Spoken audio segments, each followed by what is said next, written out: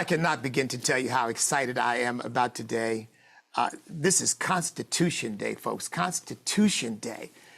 And I love the Constitution of the United States of America. I took an oath to it when I joined the Marine Corps back in 1970, but it has grown on me since. That oath never had an expiration. And I have learned the blessing of living in this constitutional republic and the wonders of that Constitution, the most successful governing document in the history of the world.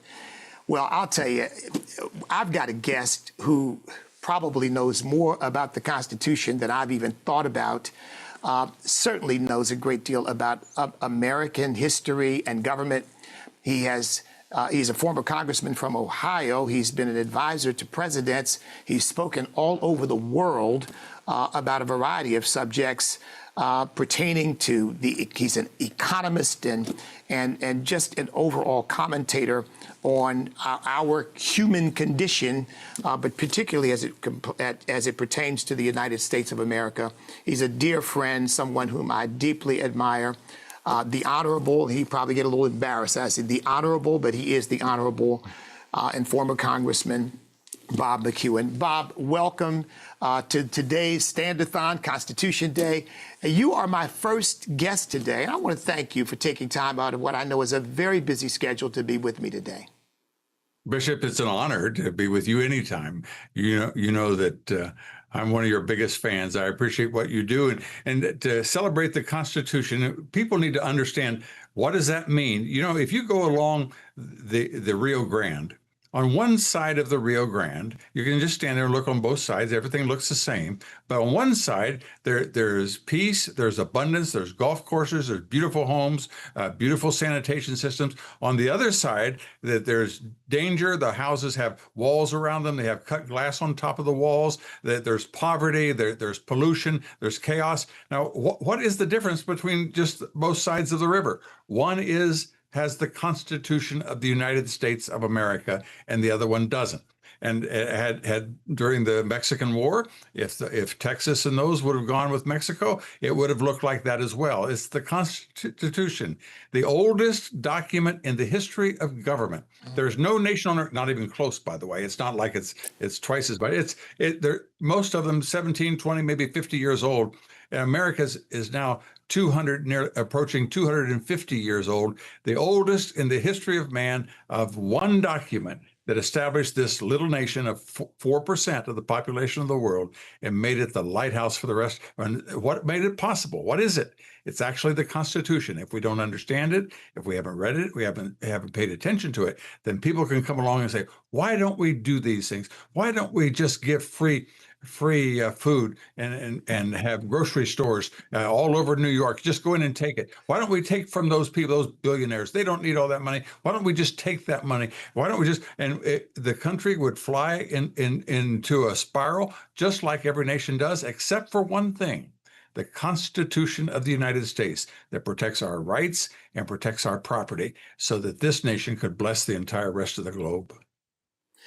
Well, look, what you just said there, most Americans have probably never heard, because I did some studying on this before, leading up to Constitution Day, was shocked to find that according to most polls and studies, only about 15% of the American people even know that September 17th is the day the Constitution was passed. And some of the ideas, I mean, most Americans don't know that the Constitution actually was designed to limit the power of government. Why are we so ignorant of the Constitution, Bob? And what are the implications of that kind of ignorance in America? Well, you've hit the nail on the head, and that is that constitutions, that is the founding document for countries all over the world, they tell what the people can do. And supposedly they're the monarch, they're the power, and the people can do this, and the people can do that. Our Constitution is the exact inverse. It begins with the words, we, the people. And it goes from there. It tells government what it can do, and it's limited. And it says, and what it says, government cannot do this. Government shall not interfere in freedom of speech or object to the freedom of religion. And it has, you cannot enter a person's property. It's their sacred land. You cannot do all of these things. And finally, Article 10 of the Bill of Rights says anything we forgot, you can't do that either. So the purpose of the U.S. Constitution says the government can't do things. Why? Because we have a sovereign, and the sovereign of the American people, and their rights came not from the government, not from some bloodline, not from some property being handed down through a duke and an earl. They came from God, and they came equally to each one of us. And so by doing that, then we control, and government cannot interfere with what we're doing. And the constant fight is, in Congress, we always had these members who would stand up, America's the only nation that doesn't do this. And we're the only nation that doesn't come in and tell you what to feed your baby and how many stabs to have between ages 3 and 5. And all. We're the only nation. And I would always get up, you have 200 nations you can go to. That's free. This is the only place that we can go to where they don't do those things. If they're so all fired great, why are people crawling over cut glass and barbed wire and floating in leaky boats trying to get here when we don't do the horrible things that you think we should be doing? Because they do those things where they come from. And it's the freedom that attracts us. The idea that we're not dependent on government, we're dependent upon ourselves to save and invest and provide. And so every year, this little 4% writes more books, more plays, more symphonies, more copyrights, more inventions. Wow. The other 96% combined. Why? Because we're smarter than everybody else? We work harder than anybody else? No, because we're freer than anybody else. It's the freedom that makes us unique. And it's not, as I said, you and I, Bishop, we can go to Japan and we can never be Japanese. We can go to China, we can never be Chinese. We can go but anybody can come to America and become an American, because American is spiritual. It's not physical. It's a commitment spiritually to ideas and principles that anybody can embrace. And the reason America prospered was we allowed people to come here and they said, I want to be American. If I can get there, I'm going to throw my flag away and I'm going to hold the American flag. I'm going to embrace their language. I'm going to have their culture. And so that live in a country where you can leave the bicycle in the front yard for 3 days and nobody will steal it. The idea of where you're going onto a highway, you alternate cars one side to another. You don't know where your property ends and where your neighbor begins, because you don't steal. Thou shalt not covet. All the principles. I want to live in a country like that. And then we have these people that don't appreciate the uniqueness of what that Constitution did. And said, we want to be like those other countries. We want to start to do those other things. And that's where the competition is. And that's why your conversation today, to understand what makes us different. I repeat, it's not the land or the sky or the water. It's the ideas that are embraced, that our rights come from God. They come equally to each one of us, and the government is our servant and not the other way around. The preamble to the Constitution, of course, says that it was written to secure the blessings of liberty. And yet we are hearing a lot of those people that you just referred to talking about, we're losing our rights. We've lost our rights. And I keep wondering, what rights are those that you've lost since you are on a platform speaking freely? Nobody's arresting you for it. No, the government is not coming up and shooting you at you. But so what are they talking about when they say, well, President Trump has taken away our rights? I lived the same way the day that I lived when President Trump wasn't president. So what are they getting at? Do they not understand who we are and what the Constitution represents? Or well, I just think it's a knee-jerk response.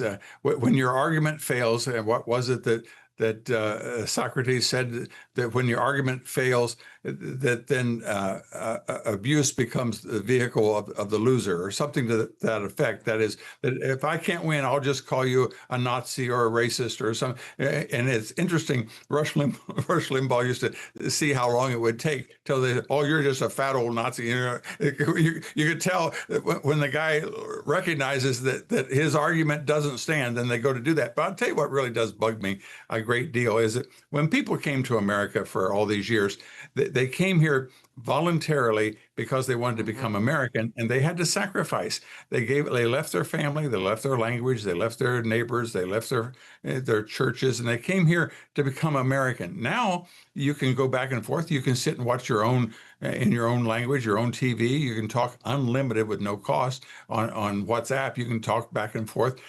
My daughter lived in Rwanda for a year, helping those dear folks after the genocide. And I just think that's a perfect example of that. She was living in Rwanda, but she was never a Rwandan. She never didn't think like a Rwandan. She didn't feel like a Rwandan. She was an American. She was an American in Rwanda, being to help those folks. And now, when people are coming, so often, Bishop, they don't come to be American. They come so this Hayapal, this congresswoman from Seattle, that comes here. Now, the first time she set foot in our country was when George Bush was president of the United States. She's now in the Congress and head of the Progressive Caucus, and all she does is just dump on our country how horrible it is.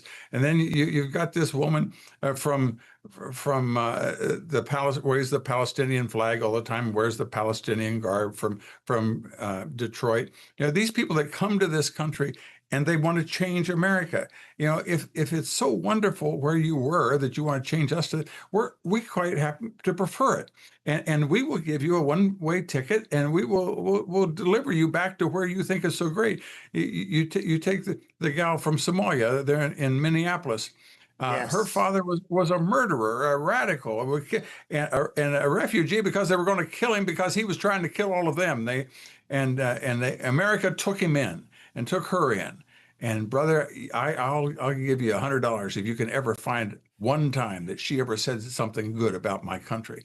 And so they come here. So the difference is that we love immigrants who want to be Americans. And let me just point out how that works, Bishop.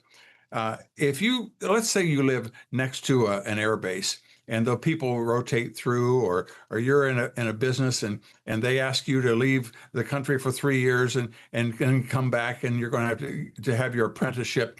And so you have your house, and you, what do I do with it? Well, I'm going to lease it out for 3 years to this new colonel that's coming in, or this other person. And so you find out who they are, and they pay a deposit, and they sign a contract, and you turn your house over to them while you're gone for 3 years. Now, there's another alternative, and that is where you just go off and just walk off and leave the doors open. And what's going to happen? Well, the thugs are going to come in. Only the trash is going to come in. They're going to come in, they're going to rip out the utilities, and they're going to sell them, and they're going to have drug parties on your carpeting, and your house is going to be a wreck within a matter of months. What's the difference? One is legal and one's illegal. One is legally, you sign a contract and you entrust them with it, and you know who they are. And the other one, you just open and let anybody come. Now, America was built by people who came to America to become Americans. So we knew who they were. They did inspections. Only about 1 in 3, 2 out of 3, 1 in 3 was returned because of some health reason or some other reason. And so the people came, we knew who they were, and they wanted to become Americans. When you have open borders and you just let people come in willy-nilly, illegally, those are not the people that are the best. They are not people who are going to be entrepreneurs, because you can't open a business if you're here illegally. They're not the people who are going to become lawyers, because you can't be a lawyer if you're here illegally. They're not people who are going to become doctors. Now, when all of these great people came, people like Elon Musk, and people like Albert Einstein, and people like all these people that have blessed our country, when they came here legally, and we were blessed by them. Not because, as Venezuela said, well, this is a piece of cake. We're tired of feeding these criminals. We're tired of giving medical care to these people in insane asylum. We'll just ship them to America. And those stupid Americans are so foolish that they'll let them in, and they'll put them up in hotels, and they'll give them food. And when they throw the food on the floor and out the window, they'll say, we'll give it food that conforms to their culture. And we'll make special trips to give them a special kind of food. And America did that, and that's why this frustration is taking place, because seemingly the members of the political elite have not communicated the difference between legal immigration and illegal immigration. And illegal people who start out by doing things illegally, and that from then on, you have a relationship. They can't use the courts. They can't do it. And they're subject, of course, these little children under the Biden administration, 300,000 of them just disappeared. Well, we know what happened to those little children. They have one fellow that I was reported the other day had 45 children given to his one address. He brought these little 5 and 6-year-old girls. Now, America's better than that. Why? Because we have the rule of law. When we abide by the Constitution, when you swear allegiance to the Constitution on the Bible, and when America was founded and they put that thing all together, they said, let's make it abundantly clear that the reason that this is happening is not because of what we've done, but because what God has done for us. And therefore, we're going to swear allegiance to the Bible, whether it be dog catcher or president of the United States. Every official document will remind them, whether it be declaring Groundhog Day or whatever, the last sentence will remind them, done in this the year of our Lord, the 2025th, and of the independence of the United States, the 246th. And that would be, and then on all of our money, lest you think you're so all-fired great, it's in God that we have our trust. And the money is a representation of where our strength comes from. So that's what this Constitution was created to honor and keep. And we are blessed to be able to live under it. You mentioned illegal aliens invading our country. President Trump has put a stop to that, thank God. But what is the end game of bringing in 10 million people across the border? I've never heard the left or the Democrat Party express one iota of sympathy, compassion. They're supposed to be so very compassionate toward the people who have been victimized, the women who have been raped, the people, young girls who have been molested, people who have been trafficked, the people who've died of fentanyl poisoning and overdoses. Never heard any expression of sympathy whatsoever for any of those people, but they rush to the defense of even MS-13 gang members like Abrego Garcia and these others. They rush to their defense. What is that all about, Bob? Can you explain that to us? Bishop, it has to do with power. It's a desire for power.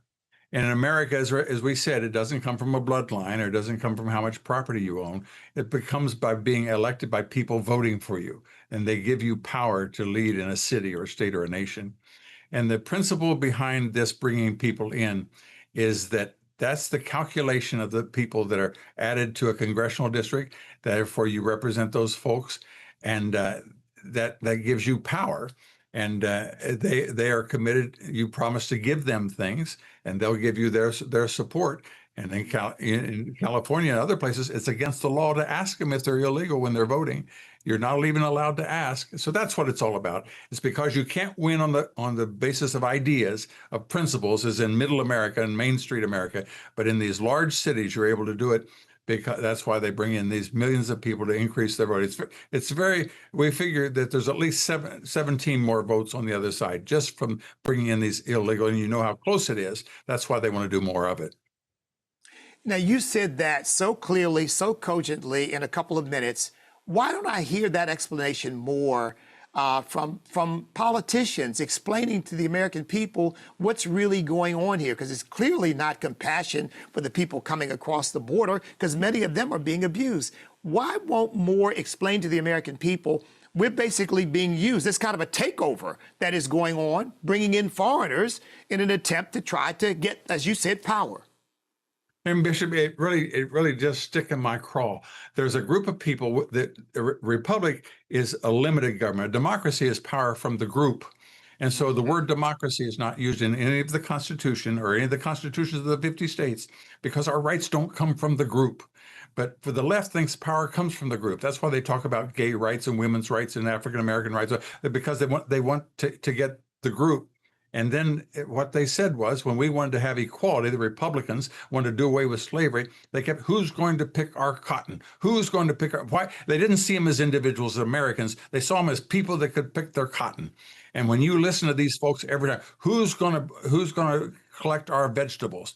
As the head of the church here at the Washington Cathedral, she said, who's going to clean our bedpans? That's who they see these people are. They see them as servants, and God sees them as equals. And that's the difference between a republic and a democracy where you want slaves and people to pick your cotton and clean your beds. And you notice they say it over and over. And every time I hear some Democrats Yeah. say it, I just bristle because no American is a bedpan cleaner. It's a child of God that has the opportunity to climb as high and far as they want to if we but give them that freedom and opportunity. Love you, Well, brother. look, we've only got a couple minutes left. Love you too. And I don't know how much of this I have heard you tell the story of the Star Spangled Banner, and I mean it just sets me on fire. I know we probably don't have time to get into the fullness of it, but can you just before you go kind of summarize the writing of the Star Spangled Banner, the story behind it? Because I think it's one of the most inspiring stories, and hearing you tell it is better than I've ever heard it told. Well, the quickie is, what was it all about? And it was about the fact that Britain was in a fight with Napoleon, and they needed some ships, they needed some sailors. And when you're the richest, most powerful nation on earth, what do? You just go take them. Who's going to stop you? Only in America, since World War II, has the strongest nation on earth not swung its weight around. But back for all recorded history, they did what they wanted to do. And so they took Americans off the sea, and Americans protested. All 7 million of them said, you can't do that. And we declared war on them. Now, we didn't have an army or a navy, but we were just mad. And so we declared war. And they said, well, this is a piece of cake. So they came over and they burned Washington to the ground, and they wiped out our army. And the only thing left is a navy and a port left up in Baltimore. And the government was destroyed. We lost everything. You can count on your hands the number of documents that we have. Fortunately, the Constitution and Declaration, a handful of things. Everything else was destroyed. The Library of Congress was burned. The White House was burned. The Capitol was burned. Everything disappeared. All they had to do was go 40 miles up to Baltimore and finish off the government. And that was at the harbor that was protected by Fort McHenry. They knew they were going to be on the hook. And so they prepared for it, made this banner 42 feet wide, 30 feet high for the day that they wanted to attack. They wanted to let them know where they were. And so when the British came in there, they started to attack, and there were 22 ships sunk in the entrance to the harbor, not by the soldiers or sailors, they were just God-fearing, freedom-loving Americans. They were people that said, you're not going to take our country. And so they, all night long, they bombarded. They had this new thing that had a timer on the fuse. You pull the fuse, you guess how long it would take to land and explode. They weren't very good at it, so they'd explode in the air lots of times. And every time it exploded, you could still see whether or not the flag was still there. But then, as you know, having been in the Marines, there comes a time when the Navy's done what it can do, and you got to put one foot in front of the other. And at nighttime, they landed and they started to march through the marshes. And so everything got perfectly quiet. And poor old Francis Scott Key was out there watching that, and he didn't know what had happened.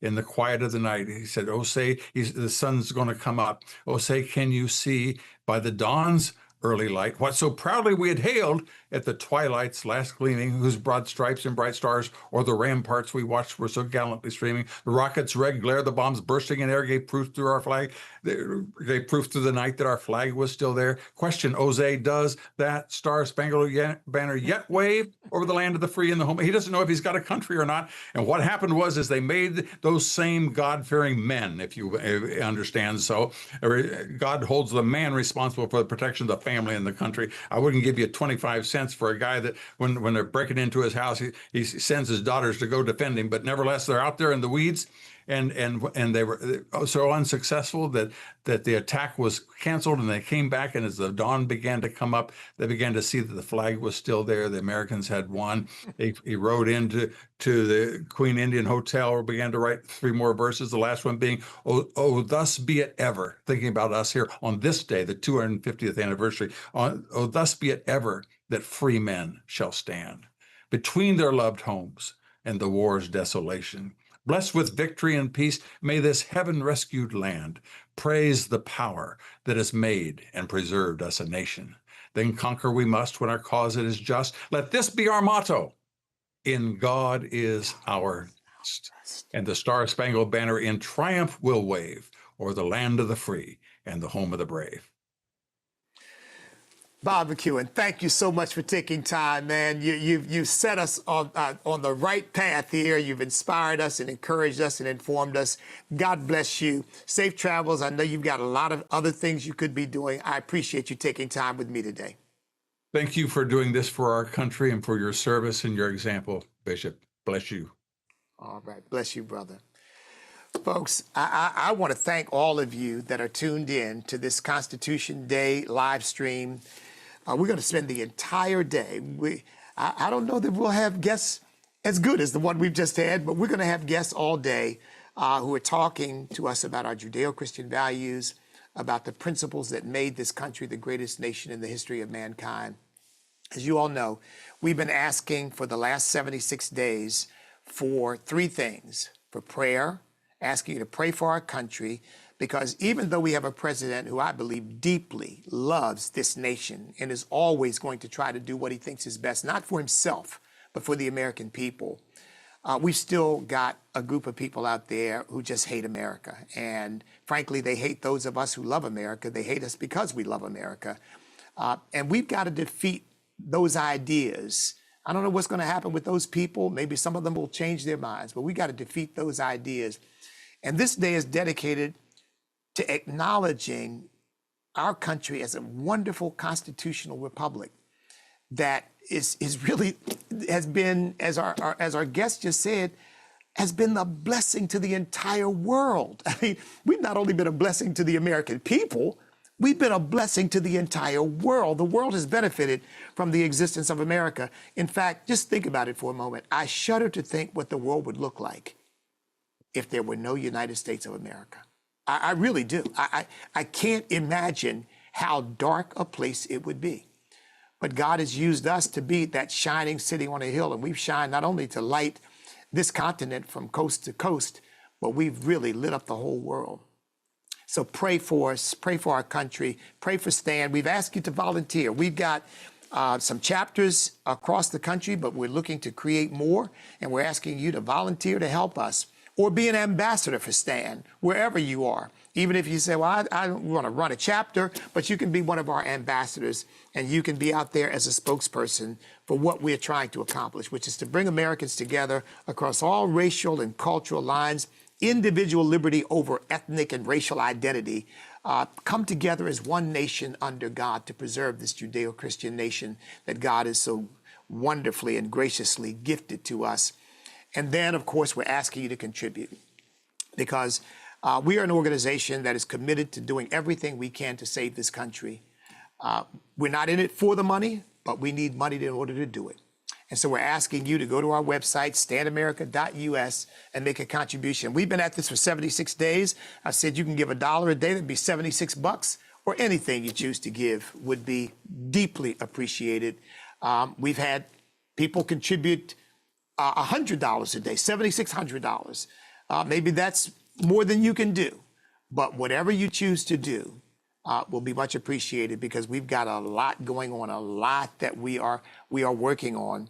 As a matter of fact, we've got the Family Restoration Institute, because we're trying to make sure that the family is strong in America.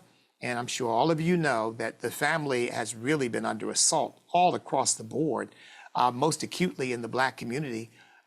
President Trump has recently gone into Washington, D.C. to try to deal with the level of crime and violence. I mean, broad daylight carjackings, my goodness, by 14, 15, 16-year-olds. This stuff makes you shudder. So he's going into D.C. to deal with that problem. But we all know long-term, the real problem is that these boys are being taught a perverse view of manhood by the streets and the gang members and the drug dealers and the people that they're encountering, because they don't have a dad in the home to say, no, son, that's not manhood. That's being an animal. That's being a predator. And here, let me show you what real manhood is.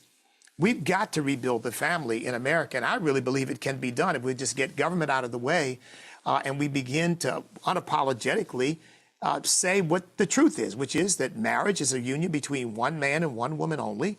Marriage is supposed to be for life. People are not supposed to have sex before marriage, so you don't have all these children born out of wedlock, many of whom never even meet their fathers, let alone have their fathers in their lives to any extent. So rebuilding the family is an important part of what we're trying to do.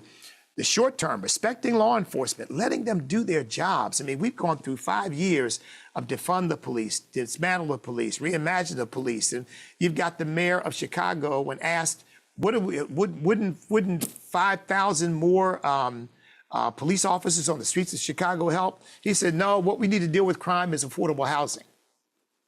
You just go, what? I mean, that makes sense. The guy who's about to go out and rob, who's about to go out and rape, who's about to go out and hurt somebody says, oh, wait a minute, I don't have to do that. I've got affordable housing. I had no idea. Oh, well, now that the affordable housing is here, I don't have to hurt anybody. I mean, it's preposterous. You need police, and you need the police to be respected and supported for the dangerous, difficult job that they do. Folks, we've been to Chicago. We had a big community meeting in Chicago at New Beginnings Church. I've been back and forth to Chicago. In fact, one of our supporters had a child murdered in Chicago. In fact, several of them. But one, the trial of 2 of the people arrested for the murdering of his daughter, his 8-year-old daughter. I was there for the conclusion of the trial and listening to the evidence that was presented, waiting for the sentencing to come in. This is just one instance, but it's happened all over Chicago, of course, and all over the country. So, we've got a separate website called Stand With Law Enforcement, and we do things to try to encourage our law enforcement personnel to know that we love them, we care about them, we support them. In fact, later on, I'm going to show you a prayer card that we give out and make that available to you. And that prayer card basically is a prayer that any police officer can read and be encouraged by, to let them know that we are praying for them, that we want the very best for them. And I've had the occasion, folks, of being stopped for speeding. That doesn't happen very often, but occasionally. And I never give them that card while they're doing their job, because I don't want them to think I'm trying to manipulate them. So after I've either gotten a warning or gotten the ticket, I'll hand them the card and let them know we're praying for you and we support you. And I've seen big old police officers well up because they get so little support, and they're so vilified, and they're racist, and they're brutal, and they're all kinds of ugly things said about them. But I've actually seen big old manly police officers, their eyes just fill with tears because they're so, they didn't expect for a guy who maybe they've just given a ticket to, or they've just stopped, to let them know that they're supported, but they appreciate that so much. So, folks, there's a lot of different things that we are doing, and we just need your help in doing them. So you can go to our website, standamerica.us. That's standamerica.us. You can write a prayer that will encourage us. You can say, I want to volunteer, or I want to be an ambassador to Stand. I want to represent Stand in my city, my town, my community.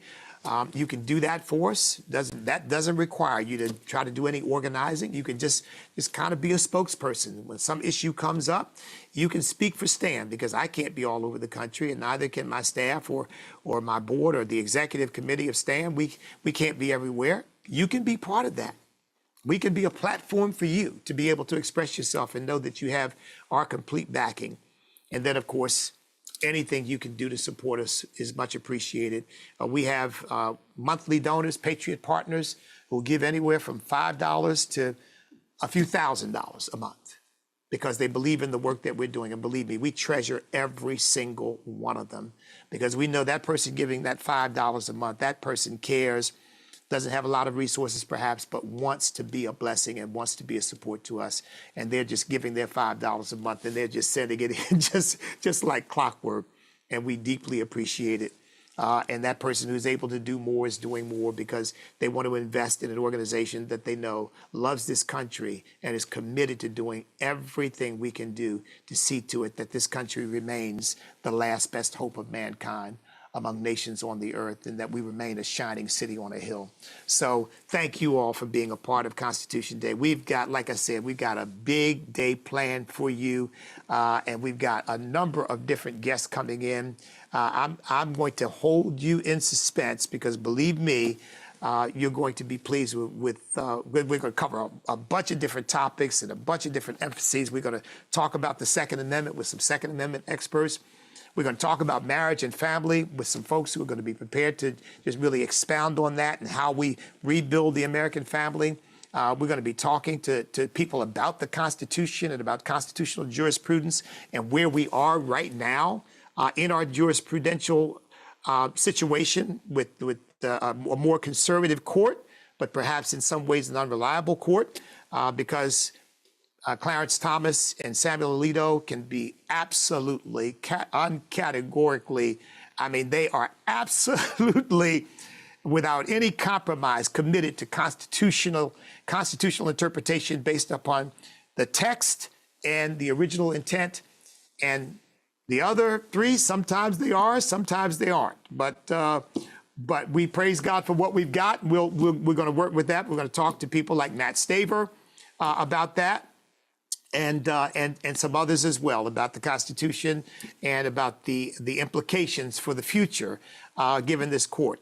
We're going to have before the end of the day, we're going to do an oath. We have a citizen's oath to the Constitution of the United States. We've been talking about that for a couple of weeks now to encourage people to do that with us. I'm going to do that in the final hour of today's stand-a-thon. Where you can actually take the citizen's oath, which we've developed. Because look, I took an oath when I was in the Marine Corps. My prior guest, Bob McEwen, took an oath when he was in Congress, and perhaps in other circumstances as well. Police officers take it, military people take it, public officials take it. But most Americans don't, and I certainly don't want any legal requirement that anybody take an oath. But I thought, how about a voluntary citizen's oath to the Constitution? Might be something that people might really enjoy, that they might really be interested in. And so we created that. It's frameable. You can sign it and put it up on the wall. That's what I've done. And, because I'll tell you that there's power in covenanting together under that Constitution. And that way, any American who wants to can say, I've taken an oath to the Constitution as well.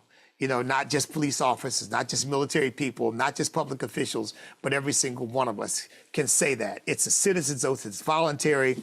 But we're going to make that available to you by the end of the day. So there's a lot of good stuff that we have in mind. So I just want to thank you all for supporting us. This is day number 76, and it's a special day, Constitution Day.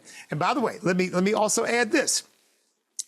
I've been thinking and praying about this, and at first I thought, no, that's probably not a good idea because, we've got enough holidays. But, I'm beginning to think more and more. Part of reunifying our country and part of coming back to this sense that we share a common destiny as Americans, not Black Americans, white Americans, Hispanic Americans, this, that, and the other group that the left can come up with, but just as Americans, that we share a common destiny. We live under a common constitution. I've thought, maybe we ought to make September 17th a holiday. Just not the Monday after, by the way, folks, because I think that dilutes the point. But just to give people an opportunity to think about this Constitution that Bob McEwen so eloquently expressed has allowed us to be the most successful nation in the history of mankind. That yet the studies I have looked at show only a small percentage of Americans even know when the Constitution was passed. A small percentage know that the Constitution actually limits the power of government. They don't know that. They don't know that the Constitution was designed to limit what government can do. Wow. I mean, that's partly what makes it so exceptional. And most Americans don't even know that. Wouldn't it be great as we've come into September, and here at STAN, we call September Celebrate American History Month. So we're focusing a lot in everything I do and all the stuff that we put out. We're focusing a lot on American history and trying to just use this month as an opportunity to call people's attention to it because it is Constitution Day, that is Constitution Day, is in the month of September. We thought that would be the perfect month in which to do it, in which to call attention to the nobility of American history, because we're always told, as we hear so incessantly, America was built on slavery. That's a lie.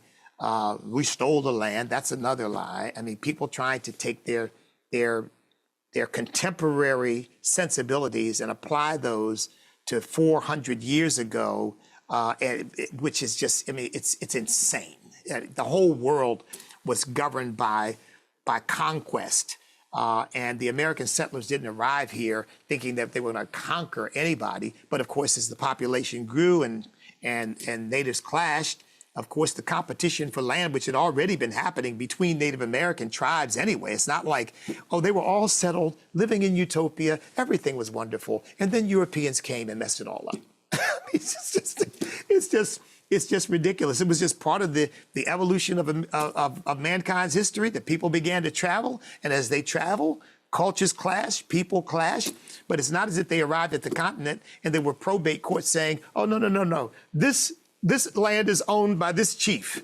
No, it was all battling and fighting and struggling. That's why you had some tribes siding with the British and some tribes siding with the French and some tribes siding with the colonies and some tribes siding with the British and some tribes involved in slavery and some tribes not. And some tribes, they even tried to enslave because the tribes themselves were enslaving each other. It was just human beings doing what human beings do without God. And what frankly, the first settlers to this country brought was the gospel of Jesus Christ. And again, although we know our country hasn't been perfect, as I like to say, and there's a little secret I can tell you about why that is. There are people here. So wherever you find people, you're not going to find perfection. It's like the old joke about trying to find a church. Somebody says, I'm looking for the perfect church. And somebody says, well, please, once you find it, don't join. Because once you join, it won't be perfect anymore. There is no perfection. But if you compare us to other nations of the world and what they have experienced and what they have accomplished, there's nothing that comes close. I'd love my country to be as close to heaven as it can get. And of course, it'll never be heaven because human beings aren't perfect. And even those of us who want to do the best, we're going to make mistakes. But I'll tell you what, all those Hollywood people, I guess there's been some more recent ones. Of course, Rosie O'Donnell has moved to Ireland, and there's some talking about they're going to move to Italy, and some are going to move to Great Britain. And I say, well, have at it, enjoy. I'm not going anywhere because in Britain they're now arresting people. As we get into this, we talk about family. I'm going to talk about homosexuality. I'm going to talk about this whole so-called transgender movement. You couldn't do that in Great Britain. You'll be arrested now. I wouldn't have the freedom to preach what the Word of God says about these issues. I would be arrested. So, fine. You find that place that you really think is your utopia? Have at it. The day will come when you'll yearn for the true freedom, the highest level of freedom that anybody around the world has ever experienced. And it's here in the United States of America where we have a Bill of Rights that guarantees our liberties and puts restrictions on what government may or may not do to hamper or hinder or encroach on those liberties. Oh, man, I love that idea. I really do. To know that the Constitution guarantees me that my government cannot do certain things to me or against me. Whew. Praise God. And of course, we all know, don't we, just how easy it is for those principles to be violated, because we saw that during COVID. I really believe that COVID was one of the greatest constitutional crises our country has ever experienced. And most of us didn't know that we were having a constitutional crisis while it was happening. The notion that any executive, a governor, a mayor, or a group of people, a city council, can pass ordinances restricting our liberty, that they can order us to take a shot that we don't want to take, they can lock us down in our homes, that they can tell us where we may and when we may or may not travel, and all of these things that were done in the name of this emergency, changing the voting procedures and creating drop boxes that were not secure, because, they could, because they could justify it. Oh, it's COVID, it's an emergency. And most of that was done with no constitutional authority whatsoever. Kicking people out of the military, firing people from their jobs because they wouldn't take the shot, only to now find out that pretty much everything we were told was a lie. The 6-foot distancing was a lie. It was just made up. The notion that you needed to be locked in was a lie. It was just made up. The best place you could be during COVID was outside. It was a lie. The notion that once you got the shot, you would be immune. It was a lie. Because frankly, I think people who got the shot got sick more often afterwards with COVID than people who didn't. I didn't have it. My wife and I refused. Period. We weren't doing it. And we got a mild case of COVID. At least we were tested and told we had it. We quarantined for the 2 weeks that they required. Never had a problem since. Never had a problem since. And never got the shot. But they were basically telling people, if you don't get the shot, you're going to die. And you'll kill other people. Therefore, obey. Rodney Howard Brown, dear friend of mine down in Tampa, Florida, was arrested because he opened his church on a Sunday. Bob McEwen, another friend of mine out in California, was told to close down his church and threatened, and he refused to do it. And there were a number of others who were put to the test. You had churches that were told that if you open the doors of your church, we will send the police to take down the license numbers of people who show up, and we're going to fine them for showing up at church. We had the governor of Virginia here say, you don't need to go to church. I mean, the same governor who said, well, if a baby is born alive that was intended to be aborted, we'll make a decision then whether we want to let it die or not. And he's got the nerve to be telling us whether we need to go to church or not. You don't need to go to church. You could pray without going to church.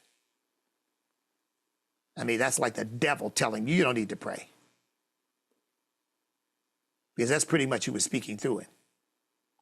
But the power of government, I saw signs all over the place. It's the law. It wasn't the law. There was no legislation passed. It was just some sort of gubernatorial or mayoral dictate. We tried to do an event in Washington, D.C. at the Bible Museum, and the restrictions that had been placed on institutions throughout Washington, D.C. by a corrupt city council and mayor were so onerous that we couldn't do it. We just said, well, forget it. You had to have a test within 24 hours, and everybody had to be screened. I mean, it was ridiculous. You knew nobody would come under those restrictions. But it was all by dictate. None of it was legislative. None of it had been passed by any legislature. And the Constitution says you may not be deprived of life, liberty, or property without due process of law. And they weren't using any due process of law. They were using the opportunity, as Rahm Emanuel so famously said, never let a crisis go to waste. And they were using the crisis of COVID to extend their power just as far as they could get it. Heroes in the military, people who had served our country honorably, put their lives on the line, being told either you take the shot or we're kicking you out.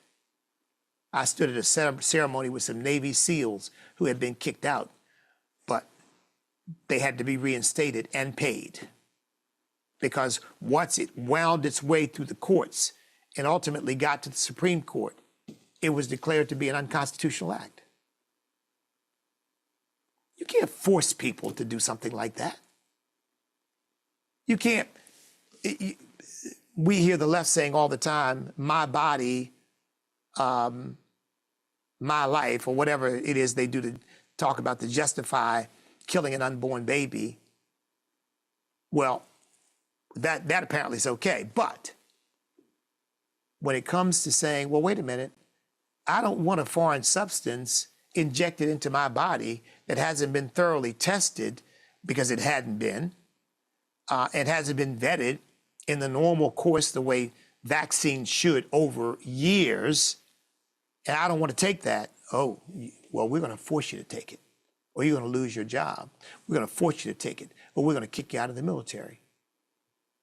We're going to force you to take it, or we're going to put restrictions on you about what you can and cannot do. I mean, all that stuff was unconstitutional. Thank God for the Constitution, because it gives us recourse. It gives us something to which we can appeal, that we can say, wait a minute, what you're doing is unconstitutional. You cannot do that. And realize how many people have been saved from terrible pain and suffering right here in Virginia, in West Point, Virginia. A teacher refused to use a child's selected pronoun, and the school ordered him, you will use the selected pronoun. And the teacher made the argument, telling me what I cannot say is, telling me what I must say is no different than telling me what I cannot say. I have a First Amendment liberty to say what I want to say, and therefore I have a First Amendment liberty not to say what I don't want to say. They fired him. But you know what? They had to reinstate him, because he appealed based on that illustrious document we call the Constitution of the United States. And it was determined that their actions with regard to him were arbitrary and capricious, and denied him his liberty and his property without due process of law. You can't do that in our country. The Constitution protects us from that, even though there are people who don't want to follow it. George Washington warned us about that. In some notes of George Washington that were written for his first inaugural speech. Now, understand, James Madison did a lot of writing for George Washington, transcribed a lot of things, helped him with a lot of his speeches, and so forth. And I have a feeling, my guess is that James Madison probably said to George Washington, when he read the speech, you know, there's certain things you may not want to include. And these are things he may not have wanted to include because he thought it was dark. It was gloomy. George Washington had written some forewarnings in that original speech about what he thought could happen if our country did not pay attention to the principles upon which we were founded, if we ever lost track of that. And my guess is, that is just speculation on my part, but my guess is that James Madison probably said, well, you know, it's your first inaugural speech, you know, maybe you don't want to include that. Maybe you don't want to say that. Just keep it on, you know, a high note. And George Washington probably said, well, you know, okay. But the notes were not lost. The notes were maintained.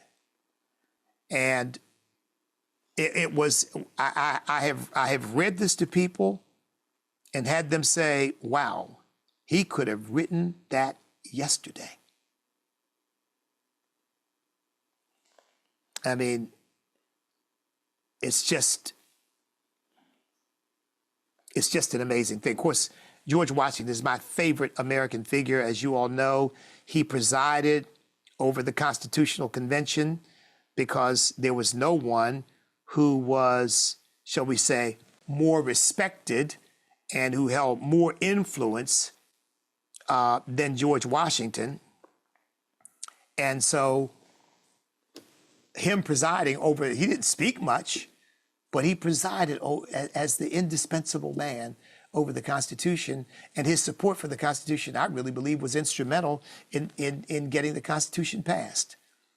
So here are these notes from his first inaugural speech that weren't used, but they were written by him in April of 1789, because as you know, that's when he was inaugurated President of the United States and took the oath of office in New York, added the words that every president since has added, "So help me God," to the oath. Those words were not written in the original oath, but they were said by George Washington and became the precedent for every president since then. But here's what he said. Here's what he wrote. He said, "I pretend no unusual foresight into the future, and therefore cannot undertake to decide with certainty what may be America's ultimate fate. If a promised good should terminate in an unexpected evil, if the blessings of heaven showered thick around us should be spilled on the ground or converted to curses through the fault of those for whom they were intended, it would not be the first instance of folly or perverseness in short-sighted mortals. The blessed religion revealed in the Word of God will remain an eternal and awful monument to prove that the best institutions may be abused by human depravity, and that they may even in some instances be made subservient to the vilest of purposes.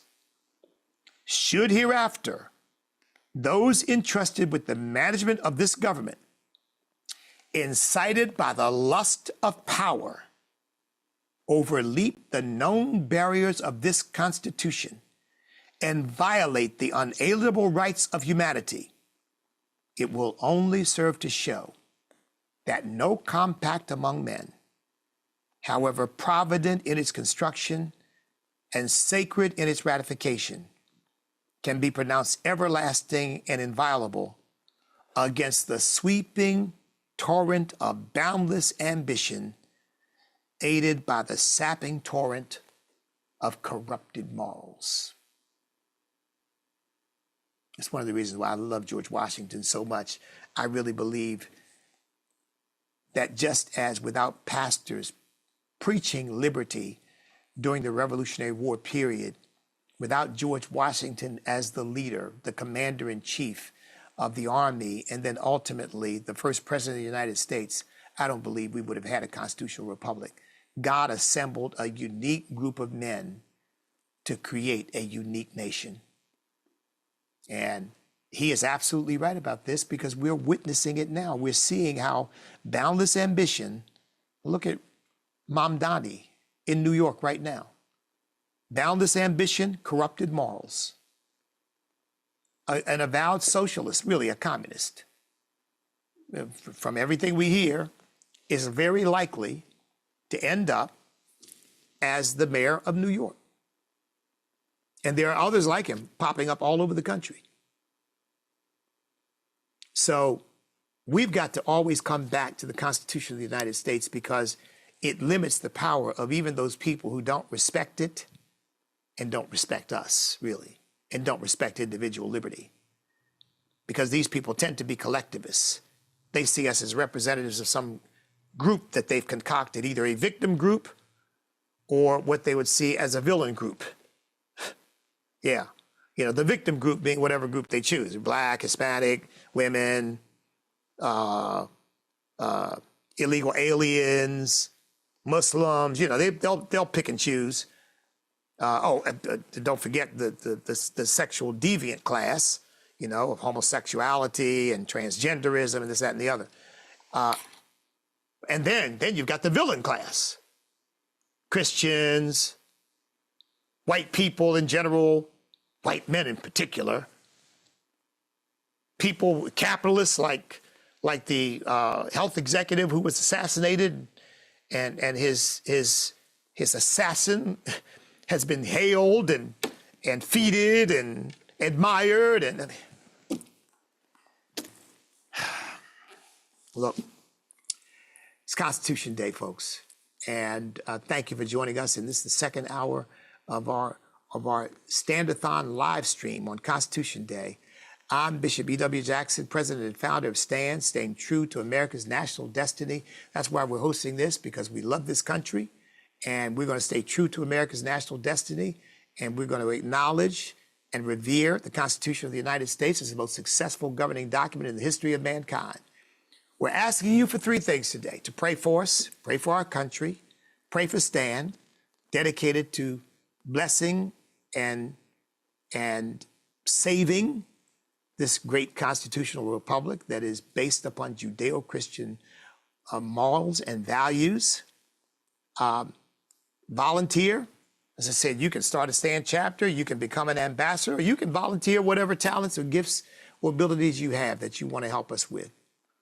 And then last but certainly not least, to contribute.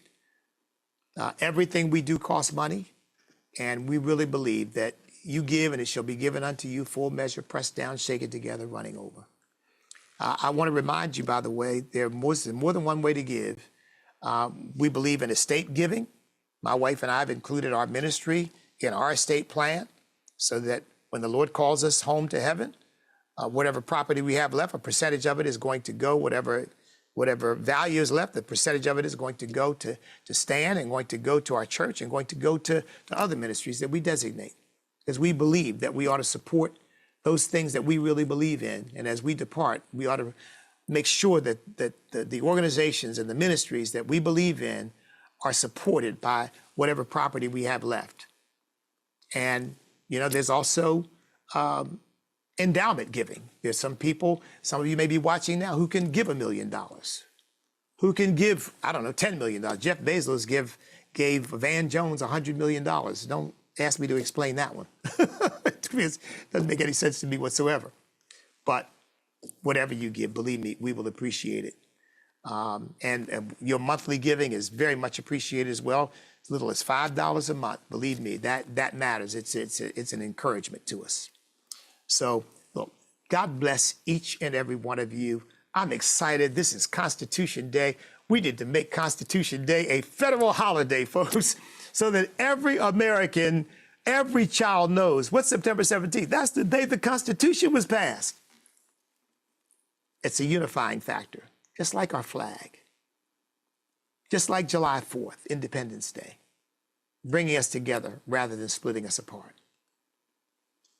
I love the Lord, and I love this country because God gave this country to us. And I love you, my brothers and sisters in Christ, my fellow citizens of our country, and all Americans, even those who don't agree with us, because the love of God has been shed abroad in our hearts by the Holy Spirit. So I want you all to take heart. By the way, throughout the course of the day, I'm going to share with you a prophecy that I gave. I believe it was at Andrew Womack Ministries. I was speaking there. Prophecy I gave about a year ago that God would not allow Kamala Harris to become president of the United States. I just rediscovered that just in the last day or so.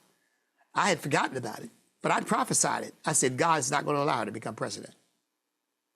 And I had some detractors take it and use it and say, look how foolish he is. He said, God won't allow Kamala Harris to be president. Well, God did allow Kamala Harris to be president. So we got a big day planned. This is only hour 2. Stand by. Don't go anywhere. If you're able, stick with us because we're coming to hour 3 in just a few minutes. So look, in the meantime, in fact, we're coming into hour 3, coming right up, right after this hour closes out. So in the meantime, all of you know what to do, right? Stand up, step up, speak up, and refuse to back up. Because we cannot be defeated if we will not quit, because we are on God's side. Stand by for the 3rd hour of the Constitution Day Stand-a-thon.